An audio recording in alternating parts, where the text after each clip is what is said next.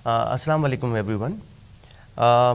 आज का जो हमारा टॉपिक है, जिसमें मैंने आप थंबनेल में भी देख सकते हैं कि अक्सर लोग स्टेप्स लेने के बाद या किसी सिचुएशन में आने के बाद उन्हें अंदाज़ा होता है कि उन्होंने वो गलती कर दी जो उन्हें नहीं करनी चाहिए थी।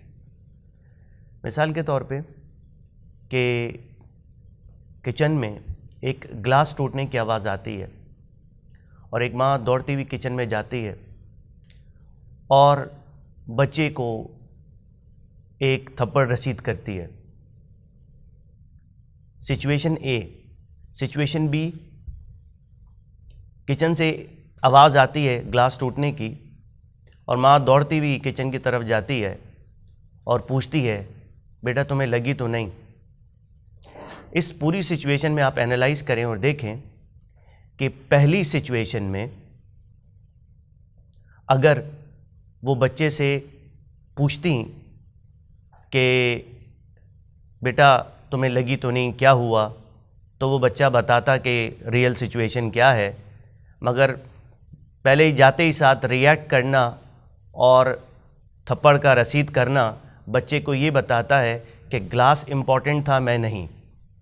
बिल्कुल इसी तरीके से जब आप किसी भी एक्शन में और स्टेप लेने में आगे बढ़ते हैं और बग़ैर वजह जाने कोई स्टेप या कोई एक्शन या कोई बात कह देते हैं, इसके बहुत कभी चांसेस होते हैं, बड़े चांसेस होते हैं कि आपको अपने अल्फाज पर शर्मिंदगी होना शुरू हो जाए या हो।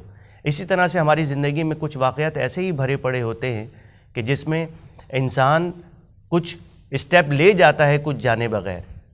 इसको हम कहते हैं रिएक्टिव बिहेवियर। रिएक्टिव बिहेवियर हमेशा इंसान को जो है वो ज़्यादातर जो है इसके चांसेस बहुत हाई होते हैं कि उसको शर्मिंदगी का सामना करना पड़ता है। मिसाल के तौर पे एक साहब हैं, होटल के बाहर इंतज़ार कर रहे हैं अपनी फैमिली के साथ। ड्राइवर को हो जाती है देर, वो तकरीबन 10 से 15 मिनट लेट हो जाता है। ड्राइवर जैसे ही आता है और वो ड्राइवर की तरफ जाते हैं, गुस्से में दरवाज़ा खोलते हैं और उसको बोलते हैं बाहर निकलो, और वो गाड़ी में बैठ जाते हैं ड्राइव करने के लिए। और जैसे ही वो फैमिली को बिठा के स्टीयरिंग हाथ में लेते हैं तो स्टीयरिंग उनके हाथ में आ जाता है और वो इतनी हैरानी से ड्राइवर की तरफ देखते हैं, ये क्या है। तो ड्राइवर ये कहता है कि सर आपने मुझे बोलने का मौका ही नहीं दिया, इस स्टीयरिंग में प्रॉब्लम था तो मैं आराम आराम से आ रहा था ताकि मैं आप लोगों को घर ड्रॉप करके इसको मैं रिपेयर करा दूँ। देखा नाजरीन, अगर आप ये देखते हैं कि किसी भी सिचुएशन को जाने बगैर अगर हम कोई बात कह दें या कोई स्टेप ले लें, कोई एक्शन ले लें, इस तरह की मिसालें हमारी ज़िंदगी में भरी पड़ी हैं। मैं समझता हूँ कि अगर हमें शर्मिंदगी से बचना चाहिए और बचना चाहते हैं तो हमें कम से कम सिचुएशन को पूरा सुनना होगा, और इस बिहेवियर को कहते हैं प्रोएक्टिव बिहेवियर। प्रोएक्टिव बिहेवियर हमेशा याद रखें, किसी भी चीज़ पर रिएक्ट करने से पहले उस पूरी सिचुएशन का मालूम करना, हर तरीके से मुतमईन हो जाना कि आपको पूरी सूरत हाल का अंदाज़ा हो गया है, उसके बाद उसके हवाले से स्टेप्स लेना या उसके सोल्यूशन पर बात करना।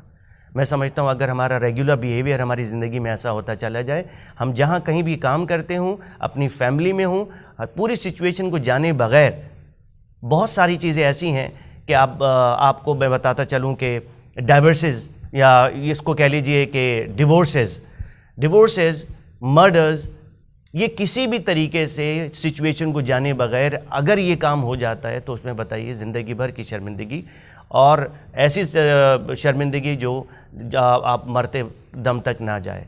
तो मैं समझता हूँ कि शर्मिंदा होने से बेहतर है कि थोड़ा सा पॉज करें, थोड़ा सा 2-3 मिनट 4 मिनट पूरी सिचुएशन मालूम करें, फिर उसके मुताबिक जो है आप अगले स्टेप्स लीजिए। Thank you.